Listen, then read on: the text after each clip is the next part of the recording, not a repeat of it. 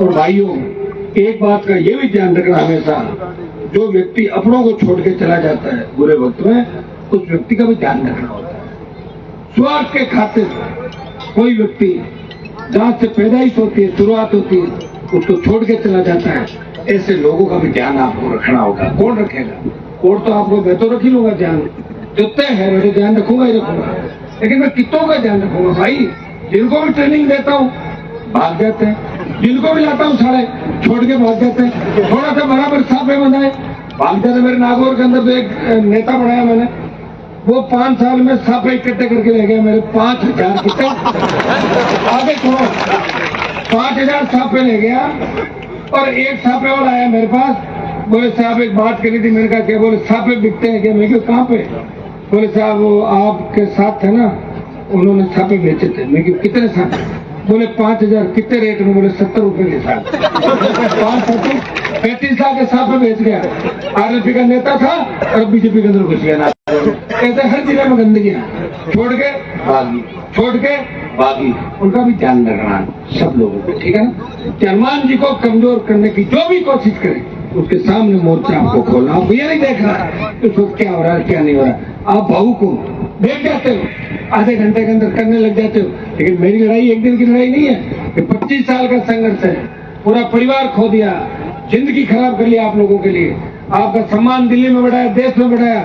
जिस central hall के अंदर लोग कहते थे कि राजस्थान वाले कुछ नहीं कर सकते, उसी सेंट्रल हॉल के अंदर कहते हैं ये हनुमान जी है, तो तीनों घुसपैठे घुसे थे, उनको कैसे ठोकर अंदर ध्यान रखना है आपको। इसलिए किसी के चक्रों के अंदर नहीं आना है। हवाएं चलती रहती है, कौन एमपी बनेगा कौन एमएलए बनेगा इससे कोई फर्क नहीं पड़ेगा।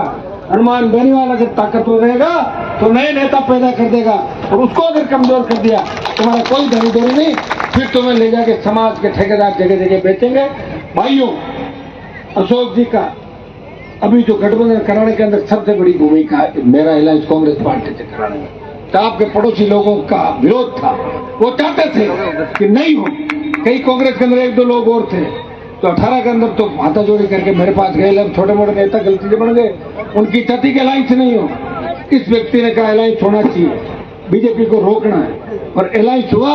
और ये अलायंस का ही परिणाम है कि आज 15 सीटों पे भारतीय जनता पार्टी करारी हार की ओर जा रही है। राजस्थान में अलायंस लाखों आरएलपी के नौजवान मोदी को उखाड़ फेंकने के लिए तैयार है।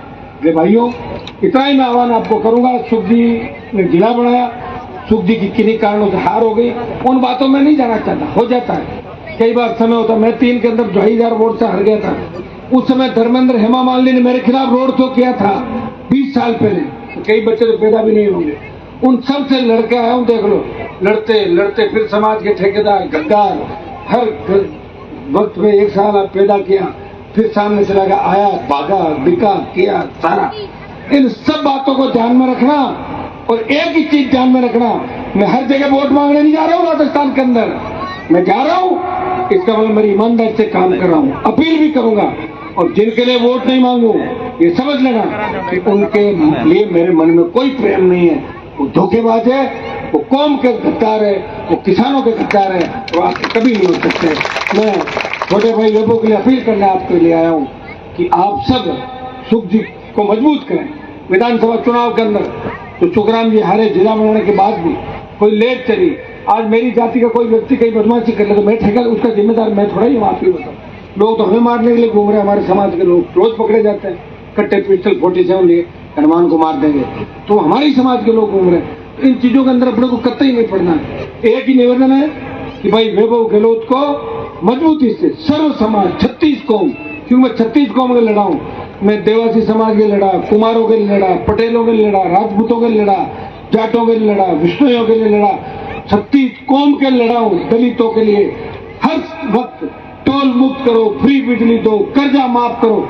अगर मेरी लड़ाई 36 कौम के लिए, तो 36 कौम राजस्थान को बचाने के लिए, मोदी का घमंड अभिमान चूर करने के लिए भाई वैभव गहलोत को जिता के भारी वोटों से बनाए, ये अपील करने डूंगरी के अंदर में आया हूँ।